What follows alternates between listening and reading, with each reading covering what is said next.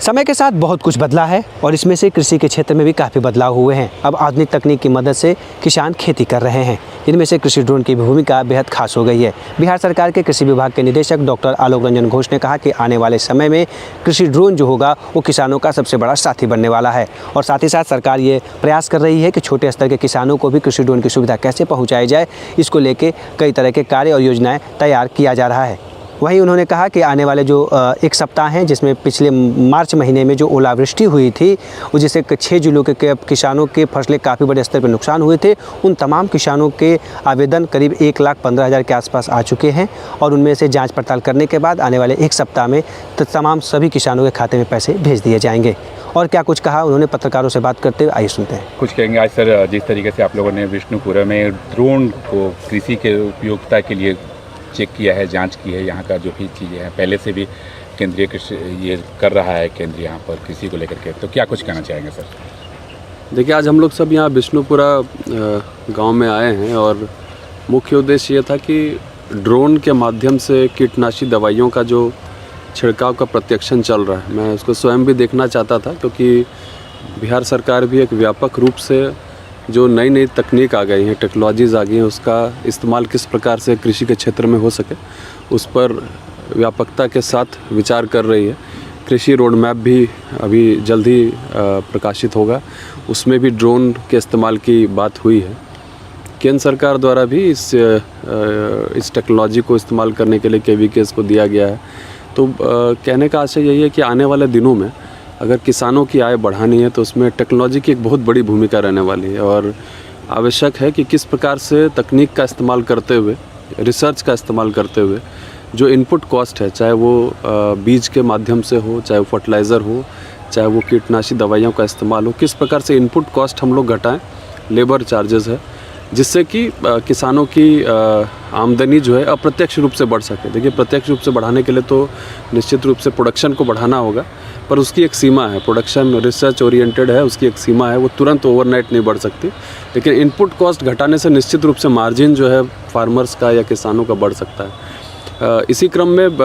जो आज हम लोग यहाँ पर आए, हम लोग ने देखा किस प्रकार एक कीटनाशी दवाइयों का इस्तेमाल करने के लिए, अगर छिड़काव करने के लिए हम लोगों को 2 मज़दूरों की आवश्यकता पड़ती है प्रति एकड़,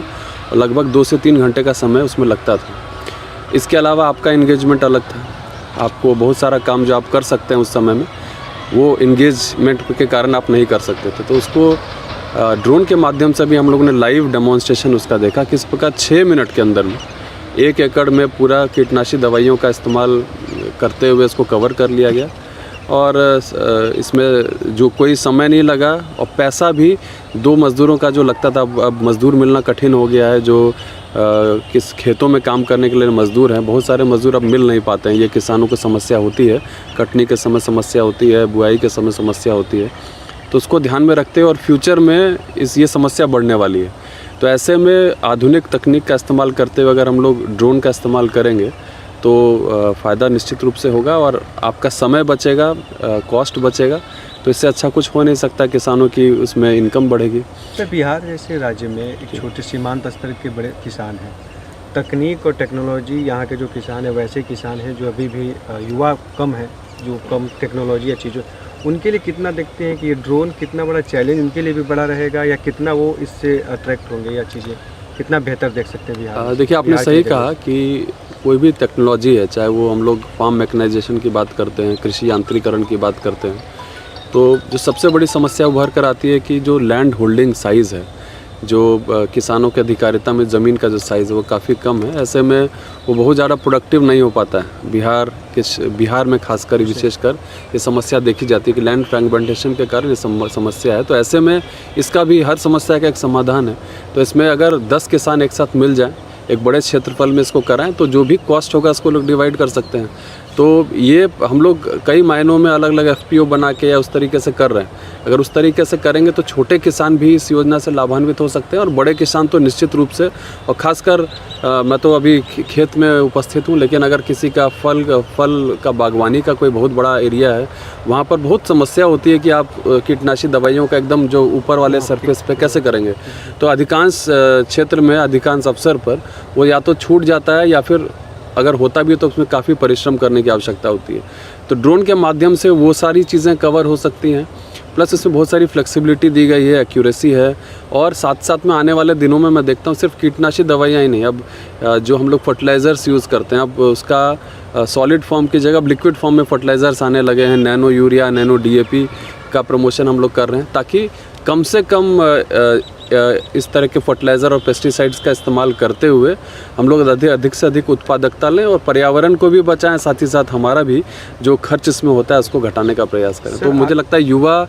का रुझान जो है, मुझे लगता है टेक्नोलॉजी को जोड़ देने से युवाओं का जो रुझान है कृषि की तरफ निश्चित रूप से बढ़ेगा, और कई लोगों से हम लोग दैनिक रूप में मिलते भी हैं जो कुछ नया करना चाहते हैं बिहार में।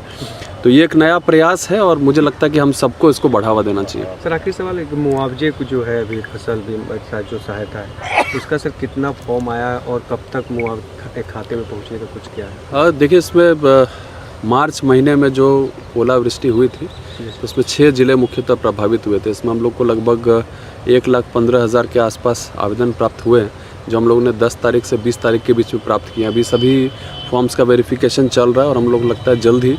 जो भी योग्य किसान हैं जिनका कि मुआवजा उचित माना जाता है जिला स्तर से, उन सबको भुगतान अगले 1 सप्ताह के अंदर हम लोग करेंगे। हमसे है दुनिया, हमें कुछ करके दिखाना है। मिट्टी मेरी, सेहत मेरी, खेती का नया जमाना है। किसान तक खाना है तो उगाना है।